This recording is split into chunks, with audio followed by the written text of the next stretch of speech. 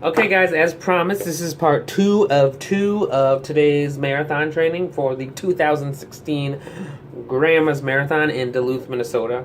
First of all, thanks for watching part two. This is not really about what I did today training-wise. It's kind of what my training philosophy has been and what it's going to be. I'm also going to show you a little bit of what I like to do for nutrition for my runs, and then I'm going to show you, well, I guess first I'm going to show you what I'm training with this block. So normally I'd be a really high mileage guy, a guy who's going to run anywhere from 75 to 100 miles a week. I was like that in college. I think I had a lot of success with that. But lately, I'm actually starting to get hurt doing that. I'm getting a little bit older, so I wanted to switch it up. Last marathon, I actually got hurt before my last marathon, so I ran it, and it was really slow. Last time I did Grandma's, I think I ran about a 3:40, which is not that good, but my longest run before that marathon was about 7 miles. So I think it's just all the pounding and the long miles. So I'm going to switch it up a bit this time, and I'm using this book, the Hansen's Marathon Method book. I think it's really going to help out. It's got a really a lot of information in here, including like 400 speed workouts, and it's pretty much what I wanted to find in a training log or a training book. And this way I can say, hey, I'm coached by Keith and Kevin Hansen, which is kind of cool. I think my longest total mileage is going to be 63. Yep, 63 miles a week, which is not that much. And my longest run is going to be 16 miles. So, I mean, that's far drastic from me doing 10 miles a day, and then on Sundays doing a 17-mile tempo run or something like that. So hopefully this helps keep me healthy and keeps me happy throughout my training. And yeah, so I'm using Hansen's Marathon Method book. Feel free to make comments below and ask kind of how I'm doing it, why I'm doing it. If you want to get more in depth with that, I can also post another video if need be. Alright, so next, let me just talk about my motivational hat. I know I talked about that a little bit during my first video. Basically what it is, it's a Team USA hat. I also have a Team USA singlet that's really kind of a motivational singlet. But it has various signatures on it from some of my favorite runners. You got Dathan Ritzenhein, Sarah Hall, Ryan Hall, Dina Castor, Shalane Flanagan. I mean, a bunch of Olympic caliber and or Olympians. I was fortunate enough to meet them a few years ago at the Cross Country Nationals that was hosted in St. Louis, Missouri. But it's just a motivational hat, just kind of looking at it before I go out for a run, and saying, hey, you know, these are just normal, everyday people, and, you know, they made their dreams come true by becoming a professional athlete, so that's really cool. Alright, let's get on to nutritionals. For me, I'm a goo guy. This vanilla goo is probably my least favorite goo flavor, so I'm trying to go, I have about a box of 24 of them. I think I've gone through half, so I'm trying to knock these guys out so I can get onto my other more favorite flavors. But for me, during training, I like to take a goo every 7 miles, and that's what I'll do during the race, unless something else comes up. That's what I normally do. I take a goo every 7 miles, so 7, 14, and 21. But I'll carry 4 goos just in case I'm going to need it mile, 22, 23, 24, 25, blah, blah, blah. So I'm a goo guy. I like this stuff. I can stomach it. I can stomach pretty much anything. I've had a lot of really good success with digesting stuff and then not having any issues with that. I also, this time around, for the first time, running a marathon, I'm going to use base electrolyte salts. It's really easy. Basically, you unscrew this and you actually scoop it into a smaller tube about yay big with a flip top. And basically you flip the top, lick your finger, stick it in there, go upside down, and lick it. And that's going to give you the electrolytes that you're going to need instead of kind of getting it from a drink. It's pure. It's way better than any pills that you're going to take, because basically pills get down and then they sit in your stomach, and it takes a while for the electrolytes to get to your system.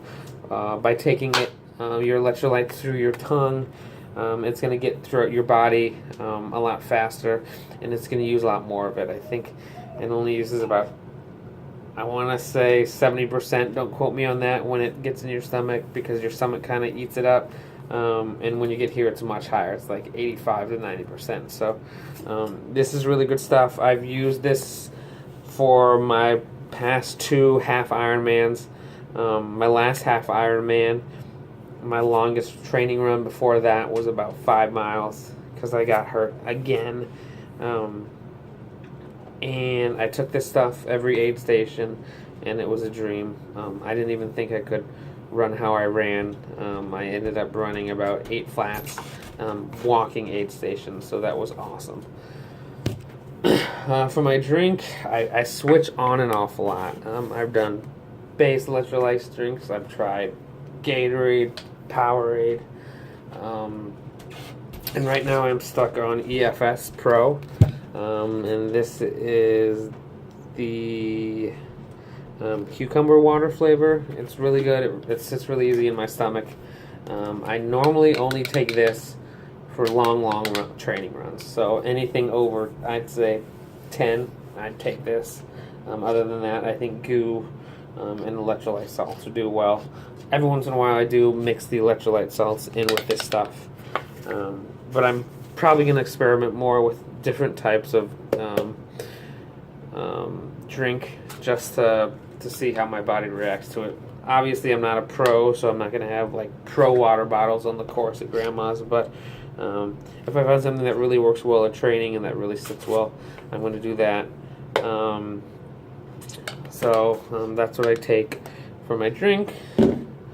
And then I use a lot of base, not paid by them. I used to be a base ambassador, but I'm no longer a base ambassador, and so I'm not paid by them. I have no loyalty to them. I think their product is the best out on the market.